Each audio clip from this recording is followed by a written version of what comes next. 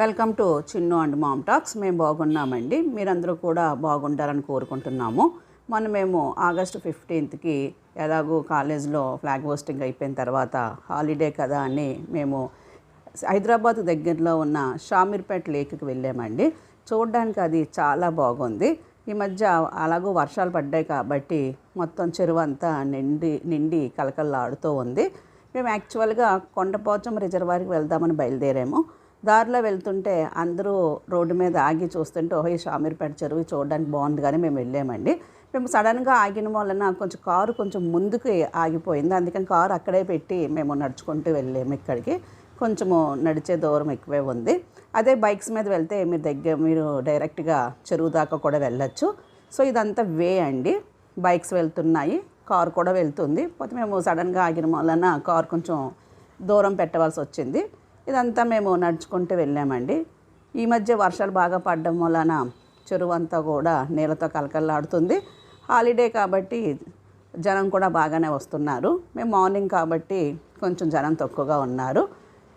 తెలంగాణ ప్రభుత్వం దీన్ని ఇప్పుడు పర్యాటక కేంద్రం కింద తీర్చిదిద్దుతుందండి. అందుకనే చూడడానికి కూడా చాలా నీట్గానే ఉంది ప్లేస్లు అన్నీని. అలాగే వచ్చిన వాళ్ళు కూర్చోవడానికి కూడా చక్కగా షెల్టర్స్ ఏర్పాటు చేశారు. ఈ పక్కన ఒక గుడి కూడా ఉందండి. పోతే మేము వెళ్ళే టైంకి అది క్లోజ్ ఉంది. చూడండి, మేము వెళ్ళాము. ఇదంతా కూడా షామీర్పేట చెరువు అండి. మార్నింగ్ అంత దూరంలో ఎండగా ఉన్నా మేము ఇక్కడికి వచ్చినప్పటికి చల్లగా అనిపించింది. ఎందుకంటే నీళ్ళు ఉన్నాయి కాబట్టి. ఇక్కడ మన వాళ్ళు బంగారు తెలంగాణ అనే బోర్డు పెట్టారండి. బోర్డు కాదు, ఇది తయారు చేసి పెట్టారు. చూడడానికి ఫొటోస్ దిగడానికి చాలా చక్కగా అనిపించింది ఇది.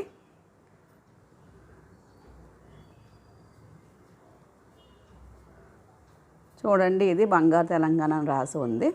అక్కడ మేము ఫొటోస్ దిగాము, అలాగే ఎంజాయ్ చేసాము.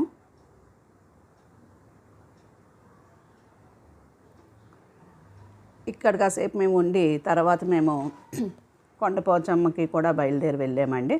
చూడండి, కూర్చోవడానికి పక్కన అది చక్కగా చేసి పెట్టారు.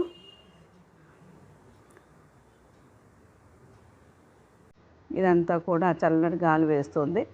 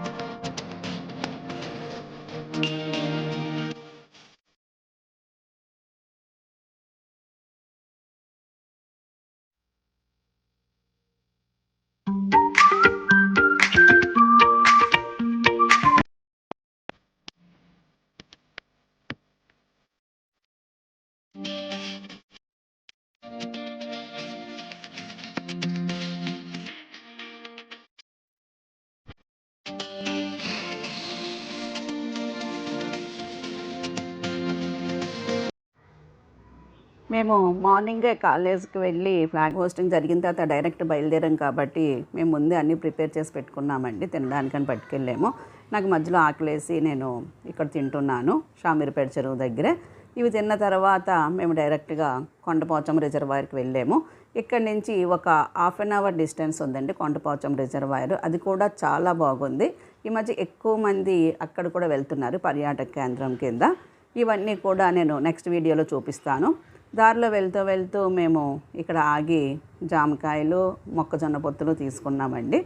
ఇవన్నీ కూడా ఆన్ ది వేలో ఉన్నాయి. నెక్స్ట్ ఇవన్నీ తీసుకున్న తర్వాత మేము ఇంకా బయలుదేరి వెళ్ళాము కొండపోచమ్మ రిజర్వాయర్కి. అది మాత్రం నేను నెక్స్ట్ వీడియోలో చూపిస్తాను. Thank you for watching my video. ఈ వీడియో నచ్చితే లైక్ చేయండి, షేర్ చేయండి, సబ్స్క్రైబ్ చేసుకోండి. Thank you.